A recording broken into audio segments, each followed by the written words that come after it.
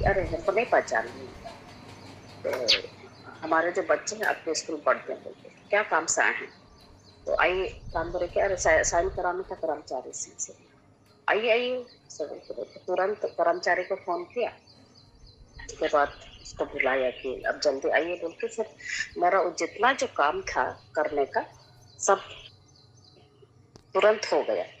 तो हमको बहुत अच्छा लगा कि हम जानते भी नहीं थे कि क्या करना है क्या नहीं, लेकिन ईश्वर के आशीष से सब काम हो गया। इसलिए मैं धन्यवाद देना चाहती हूँ प्रेस द लॉर्ड और प्रेयर ग्रुप को भी, जो हमें इस मार्ग पर लाए कि प्रार्थना के द्वारा सब चीज होता है। Thank you. All glory to God. हम लिली मैम के गवाही से हम सब आशीषित हैं।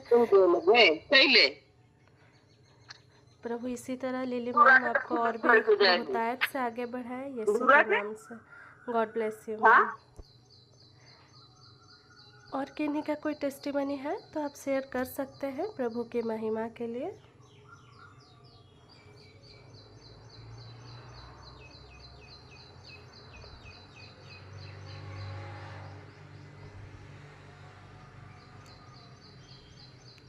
किन्हीं के पास कोई टेस्टिमनी है तो आप शेयर कर सकते हैं प्रभु की महिमा के लिए।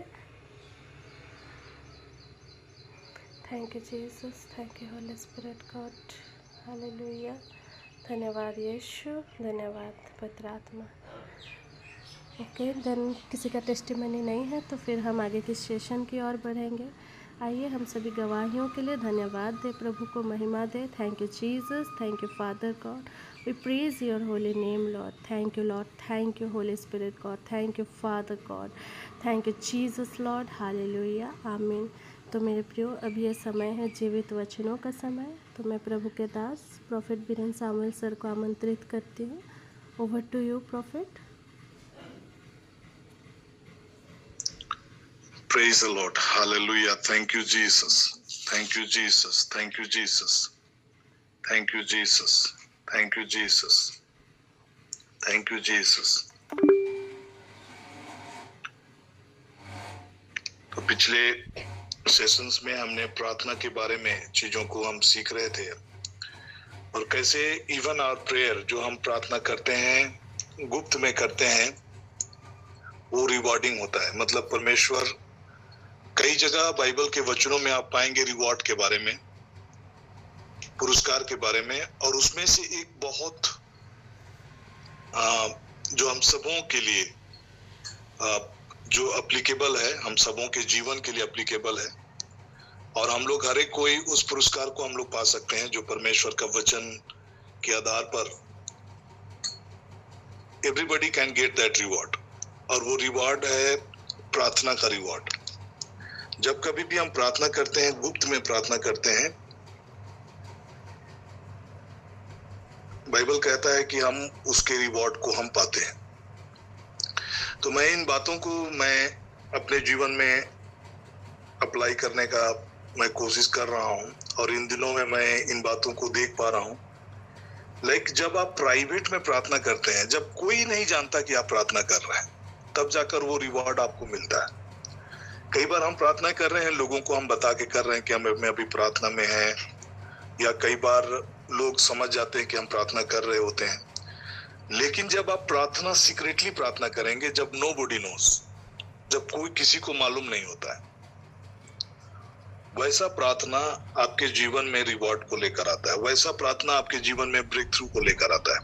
वैसे प्रार्थना आपके जीवन में सफलता को लेकर आता है। वैसे प्रार्थना आपके जीवन में आत्मिक रूप से आपके लेवल को ऊंचा करता है, डायमेंशन को बढ़ाता है। और जब आप सीक्रेटली प्रार्थना करते हैं, व्यक्तिगत रीति से पिता के साथ जब आप कनेक्ट होते हैं, तो उस दौरान पे हमारा पिता के साथ एक संबंध में प्रगाढ़ता होता है, और साथ ही साथ हम परमेश्वर के प्लान एंड पर्पस जो हमारे इस लाइफ का है, उस चीजों को हम लोग समझने पाते हैं। मेनी टाइम्स क्या होता है कि जब हम प्रार्थना कर रहे होते हैं, हम अपनी ही जरूरतों की ओर फोकस होते हैं। लेकिन जब हम प्रभु के प्रेजेंस में आएंगे, अकेले में आएंगे, और उनके साथ कनेक्ट होंगे, सीक्रेटली कनेक्ट होंगे, एक डिजायर जो हमारे अंदर में आत्मा जो डालता है कि प्रार्थना हमें करनी चाहिए, और उस समय में हम अकेले प्रार्थना करने के लिए चले जाते हैं। हो सकता है कि आप प्रार्थना वैसे टाइम में आप कर रहे हो जब आप वॉकिंग में हो, मॉर्निंग वॉक में हो, इवनिंग वॉक में हो, या फिर आप छत में टहल रहे हो, दैट टाइम आप प्रार्थना कर रहे हैं। और वो सीक्रेट प्रार्थना, किचन में हो, आप सीक्रेटली प्रार्थना कर रहे हैं। तो ये प्रार्थना जो है आपके जीवन में आपको रिवॉर्ड को लेकर आता है। तो इसी के संदर्भ में आज मैं और कुछ बातों को जो हमारे जीवन से है, जिसमें हम परमेश्वर के प्रतिफल की बातों को हम लोग देखते हैं, आज हम लोग अध्ययन करने का प्रयास करेंगे। और अभी जब हम अंत के समय में और एंड डेज बहुत नजदीक आता चला जा रहा है और पूरे विश्व के परिदृश्य को देखेंगे, घटनाक्रमों को देखेंगे, इजराइल की ओर जब आप फोकस होंगे, तब आप जो भी घटनाक्रम इजराइल के इर्द गिर्द में हो रहा है, यरूशलेम के इर्द गिर्द में हो रहा है, ये सारी चीजें बिब्लिकल जितने भी प्रोफेसीज हैं वो इजराइल की ओर केंद्रित है। और मैं एक बहुत पहले डॉक्टर डीजीएस दिनकरन का एक वीडियो मैं देखा था 2005 में, और 2005 का उसका एक यूट्यूब का वीडियो, एक छोटा सा वीडियो है, और उसी वीडियो में उन्होंने परमेश्वर ने उनके मतलब उनके हृदयों में इन बातों को डाला, और वो इन बातों को लेकर खुलकर अंत के समय में के विषय में वो बातें करते हैं।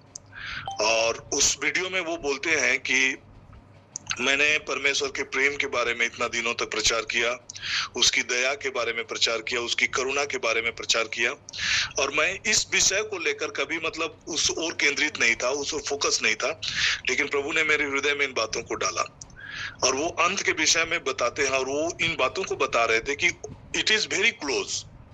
2005 में जब वो बोल रहे थे, उन्होंने एक चीज को मेंशन किया था, एक ईयर को मेंशन किया था, और उस वीडियो में उन्होंने 2030 के अराउंड इन बातों को वो मेंशन करके बता रहे थे कि like it is how close it is. और वो वीडियो के बाद ही मतलब उनका कुछ दिनों के बाद डॉक्टर डीजीएस दिनकरन का परमेश्वर के पास वो चले गए थे। तो उनके अंतिम वीडियो में से एक वीडियो था जो पूरी सेविकाई के दौरान उन्होंने इन बातों को रखा था।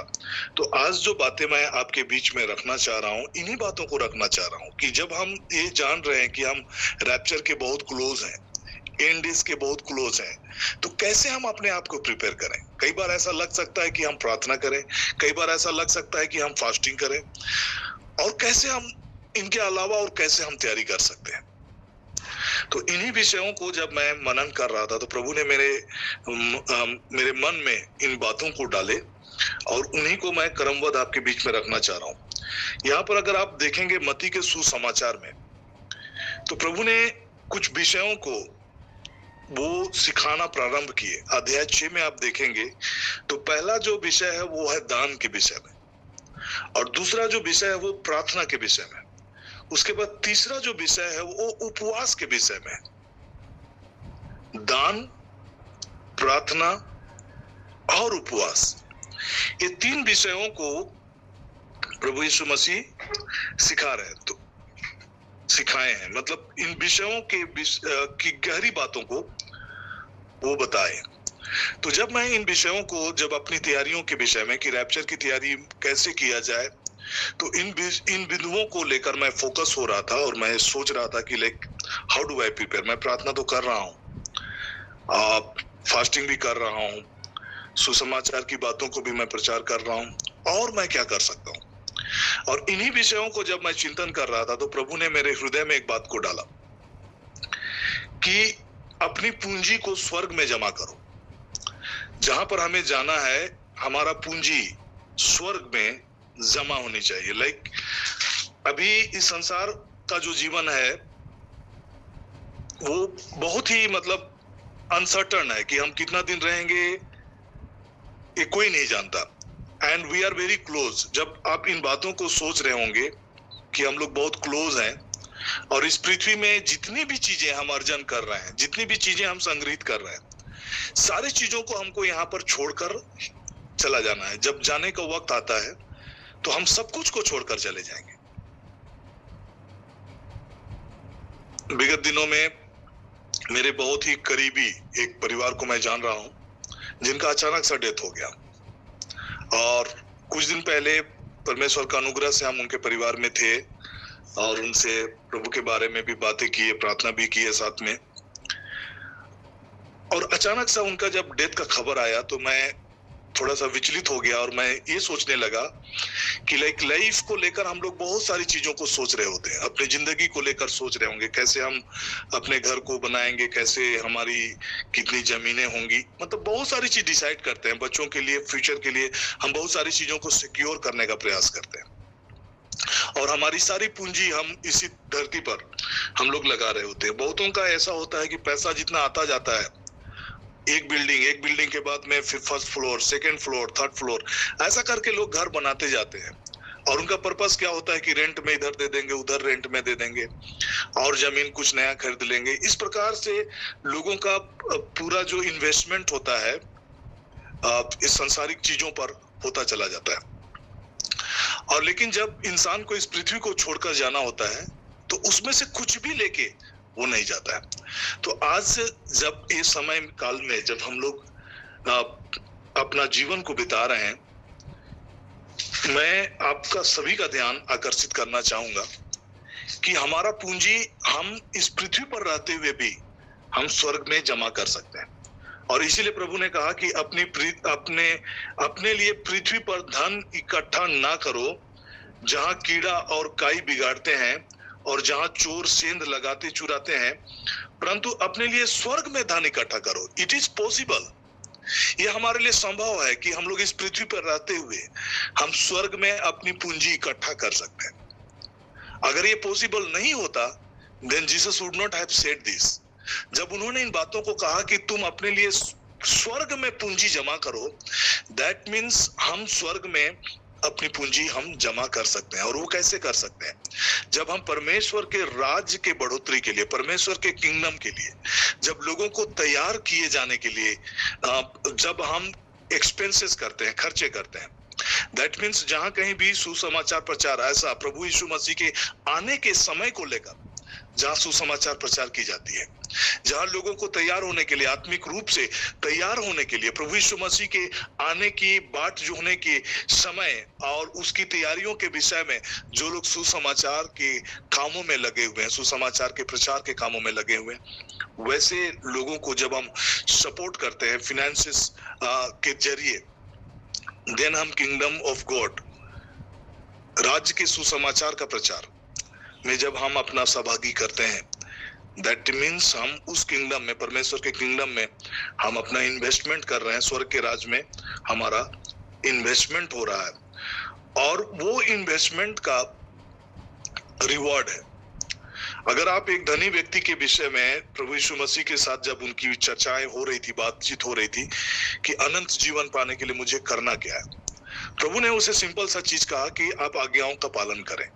और वो उन बातों को लेकर वो कहते हैं कि मैं सब कुछ का पालन कर रहा हूँ, बचपन से लेकर मैं हर एक आज्ञाओं का पालन कर रहा हूँ, है ना। तो जो भी आज्ञाएं हैं सब चीज का पालन कर रहा हूँ। प्रभु यीशु मसीह ने उन्हें एक बात कहा कि तुम्हें एक बात की कमी है, और वो बहुत धनी था और दान के विषय में वो कहते हैं कि अपना सब कुछ को बेचकर, है ना, अपना धन कंगालों में दे दो ताकि स्वर्ग में तुम्हें बड़ा पुरस्कार मिलेगा। That means everything that we are doing for the kingdom of God. आज जो कुछ भी हम लोगों के लिए कर रहे हैं, परमेश्वर के राज के लिए कर रहे हैं, परमेश्वर के प्रेम में जागृत करने के लिए जब हम लोगों के को हेल्प कर रहे हैं या फिर उन्हें परमेश्वर के प्रेम के विषय में जब हम चीजों को बताते हुए उनका मदद कर रहे हैं, या सुसमाचार के प्रचार के लिए हम जब खड़े होकर अपने दानों के जरिए जब हम सपोर्ट कर रहे होते हैं, तो हम इन्वेस्ट कर रहे होते हैं, किंगडम ऑफ गॉड में इन्वेस्ट कर रहे होते हैं। और उसका रिवॉर्ड के विषय में लिखता है कि स्वर्ग में हमें उसका पुरस्कार मिलेगा। दैट मीन्स साल्वेशन एक अलग चीज है। साल्वेशन, आप एक उद्धार प्राप्त होकर स्वर्ग में प्रवेश कर सकते हैं, बट वहां हर एक लोगों का एक अलग अलग रिवार्ड है। और प्रभु यीशु मसीह रिवार्ड के विषय में कई जगह लिखे हैं कि मैं शीघ्र आने वाला हूं और लोगों के कर्मों के अनुसार मुझे प्रतिफल देने के लिए, उनके कामों के अनुसार बदला देने के लिए प्रतिफल मेरे पास है। मतलब उन्हें पुरस्कृत करने के लिए, पुरस्कार देने के लिए I have a reward to give them. मतलब उन्हें देने के लिए मेरे पास पुरस्कार है। So this is the thing कि लाइक हम अपने जीवन को जैसे कि हम उस किंगडम के लिए जब हम तैयार कर रहे हैं, तो हमें कुछ बिंदुओं को जो प्रायोरिटी के हिसाब से अगर आप देखेंगे, तो जीसस जब चीजों को सिखाने लगे, तो पहला जो चीज है उन्होंने दान के विषय में, प्रार्थना से और उपवास से पहले उन्होंने दान के विषय में सिखाना प्रारंभ किया। That means kingdom of God के लिए प्रायोरिटी है, क्योंकि हमारा जो दान है जो हम किंगडम के लिए दे रहे होते हैं, वो हमारे लिए एक पूंजी की तरह स्वर्ग में जमा होता है और उसका इटर्निटी तक हमारा उसका बेनिफिट हम आप और हमको मिलने जा रहा है। तो इसीलिए जब शिक्षा की बात हम करेंगे, प्रभु यीशु मसीह जब इन बिंदुओं को टच कर रहे हैं, तो पहले प्रेयर से भी पहले उन्होंने दान के विषय में सिखाना प्रारंभ किया। उसके बाद सेकंड उन्होंने प्रार्थना के बारे में सिखाया। उसके बाद थर्ड उपवास के बारे में सिखाया। ये तीनों पार्ट क्रिश्चियनिटी के लिए हमारा लाइफ को परमेश्वर के प्लान और पर्पस के हिसाब से अगर हम जीना चाहते हैं, तो ये तीनों चीजों का हमारा जीवन में होना कितना अहमियत है। तो आज मैं जो बिंदु आपके बीच में टच कर रहा हूं वो है दान। सावधान रहो, तुम मनुष्यों को दिखाने के लिए अपने धर्म के काम ना करो, नहीं तो अपने स्वर्गिक पिता से कुछ भी फल ना पाओगे। दैट मीन्स अगर आप दान दे रहे हैं तो उसका कोरस्पोंडिंग आपको परमेश्वर पिता से आपको जो फल मिलना है वो तय है। आप कुछ भी चीज जो किंगडम के लिए दे रहे हैं वो बिना रिवॉर्डेड आपको होगा नहीं, लेकिन हम वंचित हो सकते हैं। कब? जब हम दिखावे में हम दान देते हैं। तो दान देने के तरीके के विषय में प्रभु यीशु मसीह बताते हैं कि हम जब दान दे रहे हैं, it should come from your heart, है ना, और किसी दिखावे के हिसाब से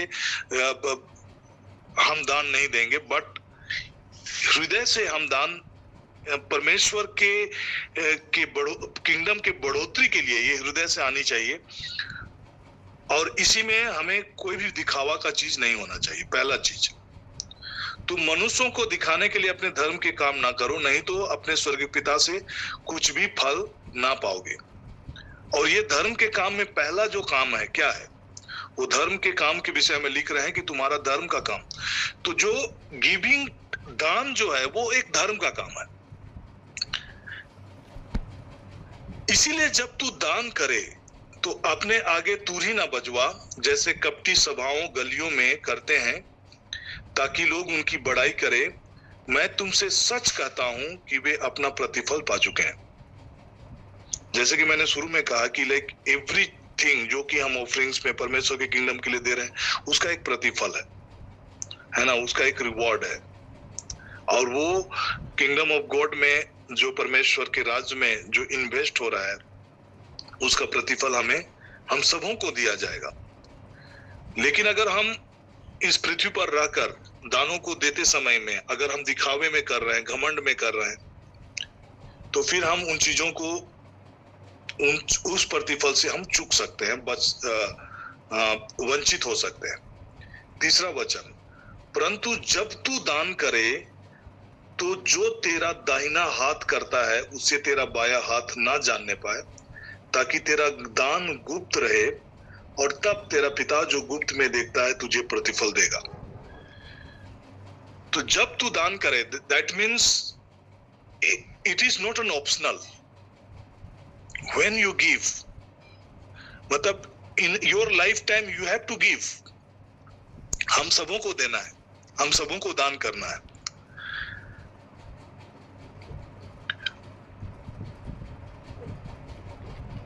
लेकिन जब हम दान करते हैं तो ये सीक्रेट होनी चाहिए, है ना, ये दिखावा का नहीं होना चाहिए। बेसिक चीज वही है, एवरीबॉडी हैज टू गिव, और ये सीक्रेटली होना चाहिए। और किंगडम ऑफ गॉड के बढ़ोतरी के लिए दान होना चाहिए। जब कभी भी हम इस रीति से दान देंगे, हृदय में डिजायर होगा कि लाइक सुसमाचार का प्रचार में ये खर्चा होगा और अधिक से अधिक लोग अपने आप को आत्मिक तैयारी से जोड़ सके, बोल के हम अपने दानों को जब परमेश्वर के किंगडम के लिए दे रहे हैं, तो ये हमारा इन्वेस्टमेंट है जो कि हम स्वर्ग के राज के लिए कर रहे होते हैं। प्रभु यीशु मसीह के भी जीवन काल में अगर आप देखेंगे तो बिना पैसे का वो सेविकाई नहीं कर पाया। उनको भी सपोर्ट करने के लिए लोग थे। लूका रचित सुसमाचार अध्याय 8 में अगर आप देखेंगे उसका 3 वचन में अगर आप पढ़ेंगे तो वहां पर क्लियर कट लिखता है कि प्रभु यीशु मसीह कैसे नगर नगर गांव गांव जाकर सुसमाचार का प्रचार और परमेश्वर का राज्य का सुसमाचार सुनाते थे। इसके बाद वह नगर नगर और गांव गांव प्रचार करता हुआ और परमेश्वर के राज का सुसमाचार सुनाता हुआ फिरने लगा, और वे 12 उसके साथ थे। उनके लिए भी मतलब उस मिनिस्ट्री को सुसमाचार के प्रचार में सहयोग करने के लिए जीसस हैज अ टीम। उसके साथ 12 लोग थे जो हमेशा उनके साथ जाते थे जब कभी भी वे अलग अलग नगर नगर में गांव गांव में सुसमाचार के प्रचार के काम करते थे। और बाइबल कहता है कुछ स्त्रियां भी थी जो दुष्ट आत्माएं और बीमारियों से छुड़ाई गई थी, और वे ये हैं मरियम जो मगदलिनी कहलाती है, जिसमें से 7 दुष्ट आत्माएं निकली थी। कई महिलाएं भी उनके साथ थे। और 3rd कैटेगरी का जो लोग हैं, जो लोग क्यों के विषय में लिखता है कि और हेरोदेस की भंडारी की खुजा और यूहन्ना और सुसन्ना, यहाँ पर कुछ स्त्रियां थी जो प्रभु यीशु मसीह की साथ में उनकी सेविकाई में मदद करते थे। और ये जो 3rd कैटेगरी ऑफ पीपल जिसके बारे में बाइबल कहता है, और बहुत अन्य स्त्रियां जो थी वे क्या करती थी, वे अपनी संपत्ति से उनकी सेवा करती थी। दे वर सपोर्टिंग जीसस मिनिस्ट्री को सपोर्ट करते थे, जीसस के सेविकाई को सपोर्ट करते थे। सुसमाचार के राज्य के सुसमाचार, परमेश्वर के राज्य के सुसमाचार के प्रचार के कार्यों में वे सपोर्ट करते थे। और वो कैसे सपोर्ट करते थे? अपनी संपत्ति से उनकी सेवा करती थी। उनको फाइनेंशियली दे वर सपोर्टिंग। तो जब हम देखेंगे कि जब हमारा जो इन्वेस्टमेंट स्वर्ग के राज्य में जो इन्वेस्टमेंट होता है, निवेश होता है, वो जब कभी भी हम परमेश्वर के राज्य की बढ़ोतरी के लिए, है ना, अभी समय आत्मिक रूप से तैयार होकर प्रार्थना का जीवन जीने के लिए लोगों को जब हम तैयार करते हैं, या कोई भी ऑर्गेनाइजेशन या फिर कोई संस्था या कोई मिनिस्ट्री या चर्चेस जो इस प्रकार के कामों को कर रहे हैं, सुसमाचार के प्रचार के कामों को कर रहे हैं, परमेश्वर के राज्य के सुसमाचार का प्रचार कर रहे हैं कि परमेश्वर का राज्य निकट है। अभी वो जो प्रभु यीशु मसीह का जो राज आने वाला है, रैप्चर है, ट्रिबुलेशन है, उसके बाद मिलेनियम रूल है ना, 1000 वर्ष का प्रभु यीशु मसीह का शासन काल जो है। तो इन सारे विषयों में बहुत सारे लोग अनभिज्ञ हैं, और लोग ऐसा लाइफ को जीते रह रहे होते हैं कि अभी जिंदगी चलता ही रहेगा। बट जो ट्रिबुलेशन का फेज है, जो लोग रैप्चर में नहीं उठाए जाएंगे, बहुत ही टफ टाइम होने जा रहा है। लाइक ट्रिबुलेशन का पीरियड का टाइम बहुत ही टफ टाइम होगा, और उस समय अपने साल्वेशन को बनाए रखना बहुत ही कठिन है। तो अभी से जब हम लोगों को तैयार करेंगे, और अभी जब ऐसे समय काल में हम लोग हैं जहां पर डिसेप्शन बढ़ता चला जाएगा, एआई का जमाना है, आर्टिफिशियल इंटेलिजेंस का जमाना है, और बहुत सारे लैबोरेटरीज में अभी ऐसे ऐसे कर्म हो रहे हैं जो परमेश्वर के नजर में घृणित है। मतलब एनिमल और ह्यूमन बीइंग के जो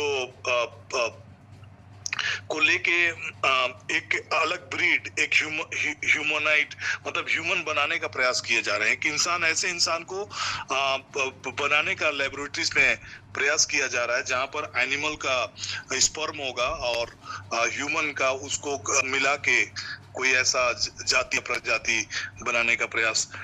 मतलब कई तरह के एक्सपेरिमेंट चल रहे हैं। साइंस मतलब इस लेवल पे अभी बढ़ रहा है जहां पर लोग कई तरह की चीजों को करने का प्रयास कर रहे हैं। रोबोटिक वर्ल्ड का दुनिया जो कि आने जा रहा है, और तो इस तरह की लाइफ की ओर जब हम बढ़ रहे हैं, तब जब हम समझ सकते हैं कि हम लोग अंत के कितने करीब में हैं।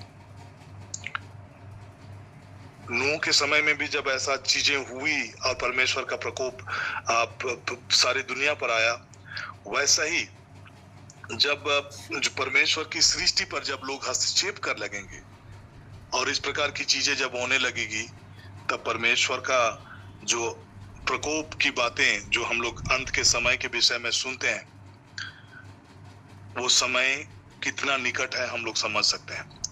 और इसलिए प्रभु यीशु मसीह ने हम सबों के लिए कहा है कि जो प्रकोप सारे संसार के लोगों पर आने वाला है, उस प्रकोप से हम बचाए जाएंगे यदि हम परमेश्वर के पुत्र के आने की प्रतीक्षा हम करते रहते हैं और उसका इंतजार करते हैं, और हम धीरज के वचन को जब हम थामे हुए रहते हैं।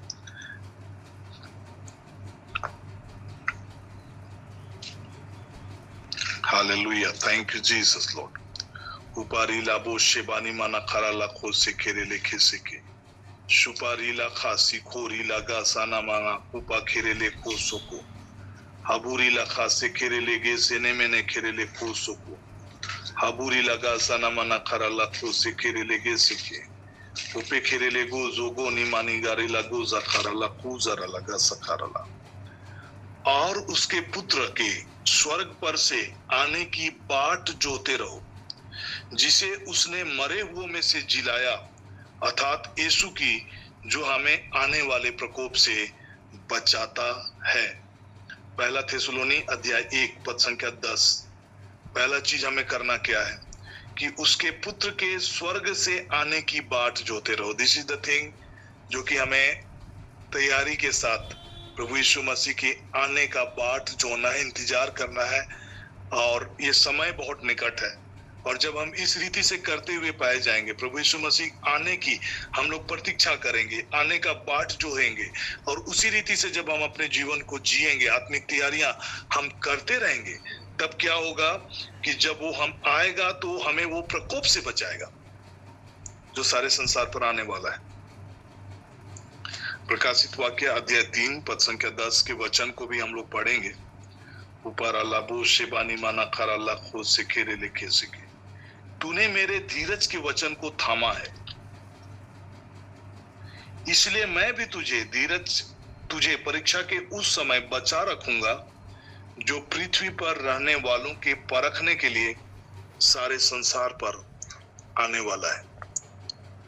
ऊपर अल्लाह बो शिबानी माना खर अल्लाह खुद से खेरे लिखे सिके, सारे संसार के लोगों को परखने के लिए आने वाला है। लेकिन जो लोग जो उसके धीरज के वचन को थामे हुए हैं और उसकी हम आने की बाट जब हम जोते रहेंगे, तो हम उन जो परीक्षा का घड़ी जो पृथ्वी के लोगों पर आने वाला है, जिसके विषय में हम मत्ती के सुसमाचार अध्याय 24 के पदों में जो संकट और क्लेश, महासंकट का समय काल के विषय में जो बातों को हम लोग पढ़ते हैं, उन विषयों से हम बचाए जाएंगे। और अलाबोस से बेने मैंने खेरेले खोज से खेरेले खेस से खेरेले खेस से के सबूर अलाखा से खेरेले खेस से के। मत्ती के सुसमाचार अध्याय 24 पद संख्या 37 का वचन लिखता है, जैसे नूह के दिन थे वैसे ही मनुष्य के पुत्र का आना भी होगा, क्योंकि जैसे जल प्रलय से पहले के दिनों में जिस दिन तक कि नूह जहाज पर ना चढ़ा, उस दिन तक लोग खाते पीते और उसमें विवाह होते थे, और तब तक जल प्रलय आकर उन सबको बहा ना ले गया, तब तक उसको कुछ भी मालूम ना पड़ा, वैसे ही मनुष्य के पुत्र का आना भी होगा।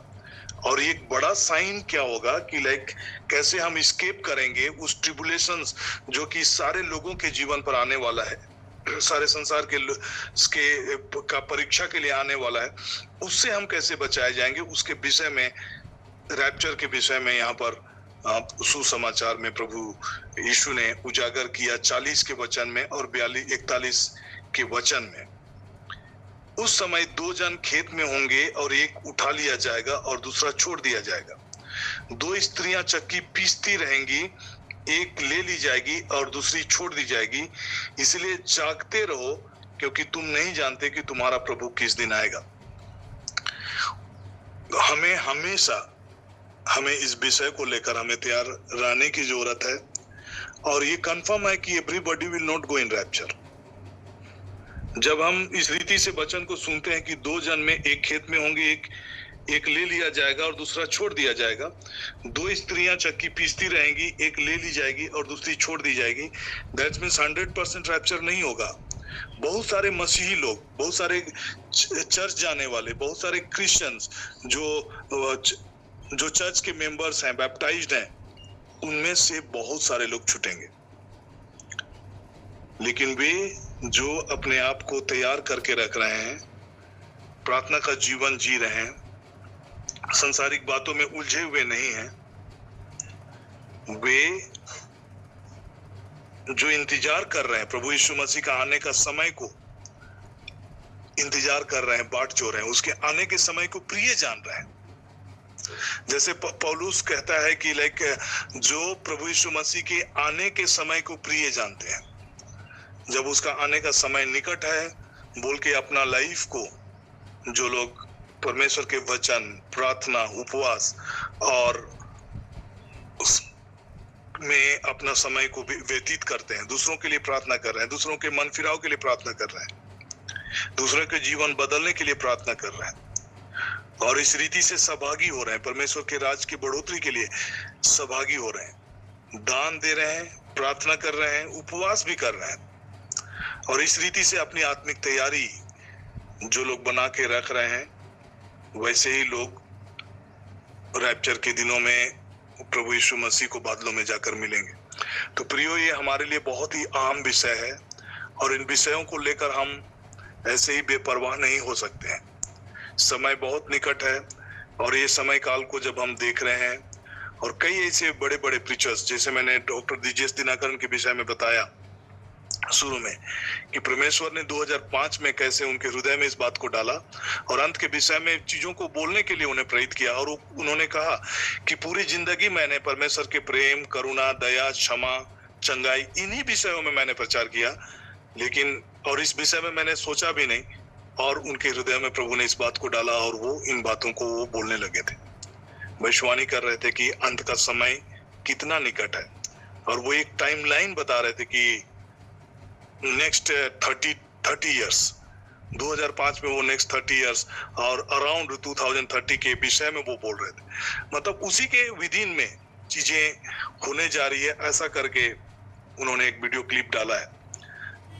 तो मैं आप सबों को बताना चाह रहा हूं कि कई बार ऐसा लगेगा कि ऐसा होगा नहीं, बट बिब्लिकल जो बातें और भविष्यवाणी है, और जो हम प्रकाशित वाक्य में जिन चीजों को लेकर हमने कंटिन्यू स्टडी किया है, इस समय पर आप विश्वास करके अमल करने का समय हमारे लिए आ चुका है, और इसीलिए हम अपने को और अधिक तैयारी करें, गंभीरता के साथ प्रार्थना का जीवन व्यतीत करें, समय निकालें प्रार्थना करने के लिए, है ना, व्यक्तिगत प्रार्थना के लिए समय निकालें, वचन को पढ़ने के लिए समय निकालें।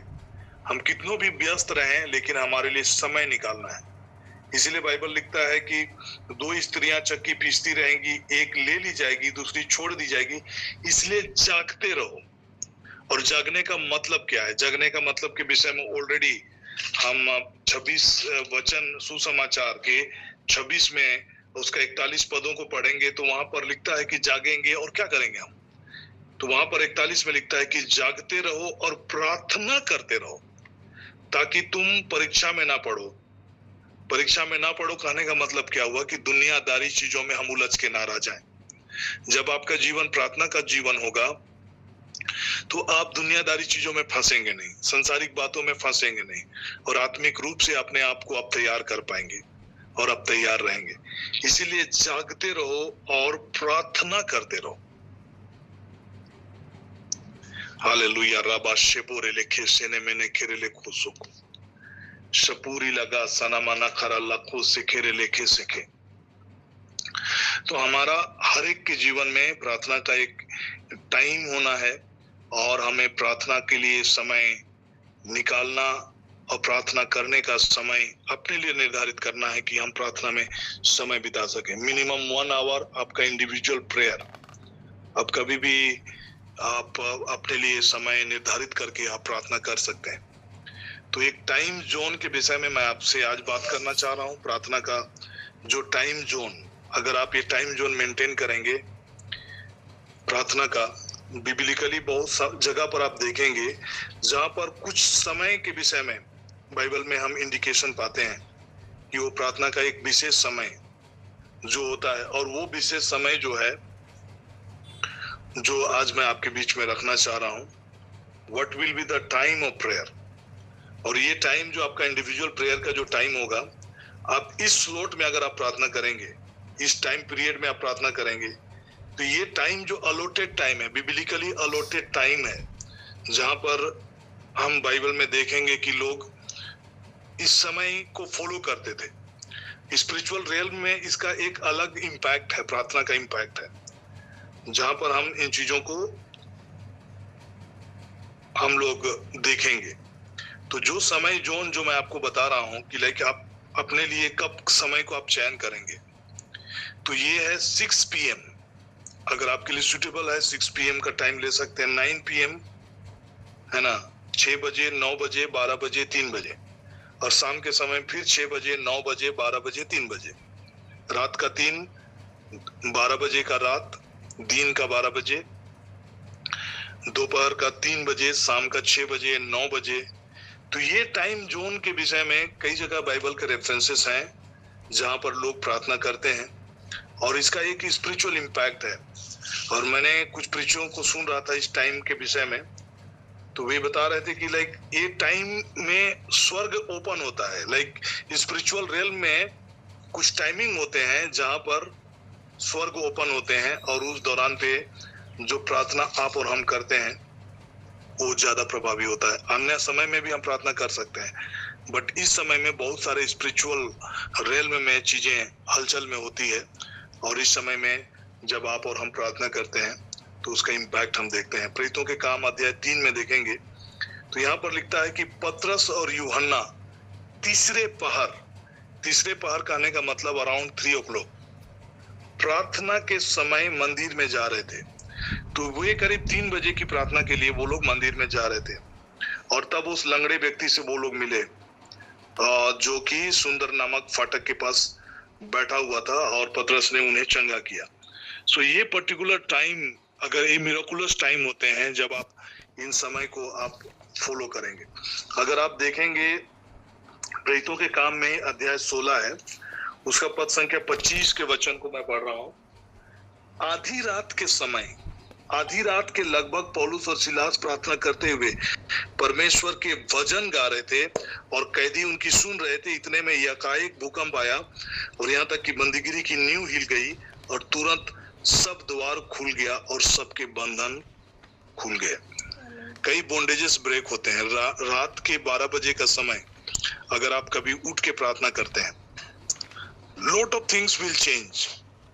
आपके कई ऐसे बंधन हैं जो आप कई बार किसी के लिए प्रार्थना कंटिन्यू कर रहे हैं, अगर आप चीजों को बदलते हुए नहीं देख पा रहे हैं। तो यहाँ पर जीसस भी जब गेत्सेमनी बारी में अपने चेलों के साथ गए थे प्रार्थना करने के लिए, वो रात का समय था, और वो चेलों को जगा रहे थे कि जागते रहो और प्रार्थना करो। ये बातें भी उन्होंने रात के समय में ही उनको कहा कि रात का समय सोने का समय होता है, लेकिन उस समय जागकर प्रार्थना करना उसका एक अलग इम्पैक्ट है, स्पिरिचुअल रियल्म में अलग इम्पैक्ट है। तो कभी कभी जब आप कोई ऐसा विषय के लिए प्रार्थना कर रहे हैं जहां पर आपको कई बार आंसर आता हुआ नहीं दिखाई दे रहा है, तो आप उस समय आप 12 o'clock का समय आप निर्धारित करिए, जागिए और प्रार्थना करिए। उस समय बहुत सारे बंधने जो खुलने लगते हैं। ये स्पिरिचुअल रियल्म में इन समय जोन का एक इम्पैक्ट है जो कि हम उसके प्रभाव को देखते हैं। यहाँ पर रात के समय में जब वो प्रार्थना करने लगे, भजन गाने लगे, बंदीगिरी का नींव हिल गया और सारे बंधन खुल गए। कई ऐसे बॉन्डेजेस, कई ऐसे बंधन जिसमें हम छुटकारा देखना चाहते हैं। तो जब हम समय को ऐसा निर्धारित करेंगे, कभी कभी ऐसा समय आप स्लॉट, प्रेयर का स्लॉट लीजिए। जब आप छुट्टियों का समय में होंगे तो आप 9 बजे रात से लेकर 12 बजे रात तक आप कंटिन्यू प्रार्थना में बैठिए। ये रेगुलर बेसिस पे नहीं हो सकता है, बट सप्ताह में 1 बार या 2 बार ऐसा हम कर सकते हैं। यदि आप अपने परिवारों में, अपने गांव में, अपने घरों में आप कई ऐसे बंधन से छुटकारा, आजाद अगर आप लोगों को देखना चाहते हैं, तो सिट इन प्रेयर। आप होली स्पिरिट की अगुवाई लेकर आप प्रार्थना में बैठना शुरू करें। कई बार आप अपने लिए निर्धारित समय जब भी करें तो आप इन समय स्लॉट का आप ध्यान रखते हुए आप 9 बजे रात को प्रार्थना कर सकते हैं। और मिनिमम जो प्रेयर होगा, आपका प्रेयर का टाइम होगा, this will be minimum 1 hour. जब कभी भी आप प्रार्थना में बैठेंगे, अकेले भी बैठेंगे, तो कम से कम मिनिमम 1 घंटा तक, 1 घड़ी भी जागकर तुम प्रार्थना नहीं कर सकते हो। ये रिक्वायरमेंट है। अगर आप ब्रेक थ्रू देखना चाहते हैं, परिवर्तन देखना चाहते हैं, चेंजेस देखना चाहते हैं, तो कम से कम 1 आवर का प्रेयर बहुत इंपॉर्टेंट है। और प्रेयर कहाँ प्रेयर हमें करना है, पहले जैसे कि मैंने टाइम के बारे में बताया और लेंथ के बारे में बताया कि प्रार्थना कितना समय होना चाहिए, एटलीस्ट 1 आवर होनी चाहिए। और कहाँ होनी चाहिए, ये सीक्रेट प्रेयर होनी चाहिए। ये साइलेंटली हम प्राइवेट में, हम अकेले में, एकांत में, किसी को डिस्टर्ब किए बिना हम प्रार्थना करेंगे। पारिवारिक प्रार्थना का इंपॉर्टेंस अलग है, बट जो प्रार्थना के विषय में मैं बता रहा हूँ ये आपका व्यक्तिगत प्रार्थना है। अगर आप इस रीति से बैठना शुरू करेंगे, प्रार्थना शुरू करेंगे, आप परिवर्तन को देखेंगे, चेंजेस को देखेंगे, आप बदलाव को देखेंगे। तो आइए हम परमेश्वर पिता का धन्यवाद करेंगे, इस सुंदर दिन को फिर से एक बार प्रभु ने दिया। और इस हम प्रार्थना करें हर एक कोई कि हम प्रार्थना का समय में हम बैठ सके। मैं सबों से आग्रह करता हूं कि आप अपने सिर पर हाथ रखेंगे और इस क्षण हम प्रार्थना करेंगे। Hallelujah, thank you Jesus Lord, glory to your name father God, thank you Jesus Lord. प्रभु आपने स्वयं रात भर प्रभु आपने प्रार्थना किया और आपने अपने चेलों को प्रार्थना करने के लिए सिखाया। आपने कहा कि जागते रहो और प्रार्थना करो ताकि तुम परीक्षा में ना पड़ो। फादर गॉड, इस समय हम भी जब प्रभु इन वचनों को जब हम स्मरण करते हैं, इन वचनों को जब हम पढ़ते हैं, इन वचनों को जब हम सुनते हैं, पिता हम वो अनुग्रह की बातों को, जैसे आपके हृदय में ये डिजायर था कि आपके चेले जाग कर प्रार्थना करें, प्रभु वैसा ही डिजायर यहाँ पर इस ऑनलाइन प्लेटफॉर्म के जरिए जुड़े हुए हर एक लोगों के हृदयों में, प्रभु मैं हर एक के हृदयों में वही जागृति, आत्मिक जागृति आए कि हम प्रार्थना कर सके। प्रभु जी, ये अनुग्रह की चाहत लेकर प्रभु हम आपके इन वचनों को स्मरण करते हुए हम प्रार्थना करते हैं। प्रभु तूने स्वयं कहा है कि जागते रहो और प्रार्थना करो कि तुम परीक्षा में ना पड़ो। फादर गॉड, राइट नाउ जब हम इन वचनों को पढ़ रहे हैं और हम अपने हृदय में प्रभु ये डिजायर जब हमारे हृदयों में उत्पन्न हो रही है, बाइबल कहता है कि आत्मा तो तैयार है परंतु शरीर दुर्बल है। फादर गॉड, स्पिरिचुअली जब हमारी आत्मा इन चीजों के विषय में प्रभु ये लालसा रख रहा है कि हम प्रार्थना करने के लिए प्रभु एक समय निर्धारित करके हम प्रार्थना करेंगे। फादर गॉड, राइट नाउ उस ग्रेस को प्रभु जी हम रिलीज करते हैं, उस ग्रेस को हम रिसीव करते हैं। फादर गॉड, प्रे करने का ग्रेस को हम रिसीव करते हैं। फादर गॉड, जब हम इन वचनों को पढ़कर रिसीव करते हैं पिता, हम आपका धन्यवाद करते हैं और ये प्रार्थना की आशीष और अनुग्रह को पिता हम रिसीव करते हैं। फादर गॉड, हर एक प्रेयरलेसनेस को यीशु के नाम से हम ब्रेक करते हैं। प्रभु यीशु मसीह की लहू की सामर्थ के द्वारा ब्रेक हो और हम प्रार्थना में समय व्यतीत कर सके। पिता हम आपका धन्यवाद करते हैं, आदर देते हैं, महिमा देते हैं और ये प्रार्थना करते हैं हमारे उद्धारकर्ता मसीह यीशु के नाम से, amen. So praise the Lord, thank you. Officially आज का प्रेयर यहीं पर हम एंड करेंगे। जय यीशु, यीशु सहाय, प्रेज द लॉर्ड। जय यीशु क्रिस्ट, जय लॉर्ड।